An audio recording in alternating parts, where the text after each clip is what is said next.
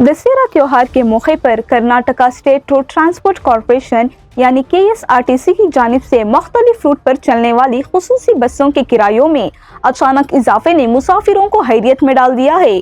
ताहम KSRTC हुकाम ने वजाहत दी है कि किरायों में ये इजाफा सिर्फ त्योहार के दौरान चलाई जाने वाली खुसूसी ट्रांसपोर्ट बसों पर लागू किया गया है, आम सर्विसेज पर नहीं। KSRTC ने ऐलान किया है कि दशहरा त्योहार के पेश नजर 2000 से ज्यादा खुसूसी बसें चलाई जा रही हैं, जिनमें से 200 से ज्यादा सिर्फ बेंगलुरु और मैसूर के दरमियान चलेंगी। इन खुसूसी सर्विसेज के किरायों में औसतन 5% इजाफा किया गया है। किरायों में इजाफा कुछ यूं है: बेंगलुरु से मैसूर 20 से 30 रुपये का इजाफा, बेंगलुरु से दावनगिरे 40 रुपये का इजाफा। KSRTC के मुताबिक 20 सालों से गुज़िश्ता कॉरपोरेशन को खुसूसी मौका, तातीलात और मेलों के दौरान चलने वाली खुसूसी बसों के लिए इजाफी किराया वसूल करने की इजाजत हासिल है।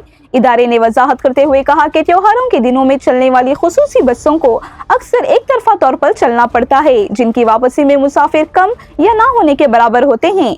इसके अलावा मुख्तलिफ इलाकों से गाड़ियां लाने और इजाफी ऑपरेशनल अखराजात भी किरायों में इजाफा की बड़ी वजूहात हैं।